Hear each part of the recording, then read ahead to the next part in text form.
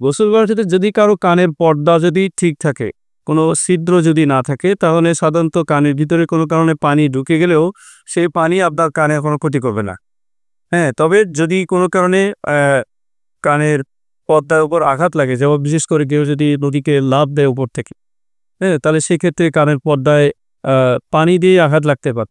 এটাও ট্রমাটাইজড হয়ে যদি হয় সেই ক্ষেত্রে হতে পারে, কিন্তু নর্মালি পানিতে ডুব দিলে যে কানের ভিতরে যেটা ঢুকে, এটা বের করার জন্য আমরা অনেক সময় লাফালাফি করি বা যেভাবে হোক পরিষ্কার করার জন্য অস্থির হয়ে পড়ে, এটা আসলে করার প্রয়োজন নেই।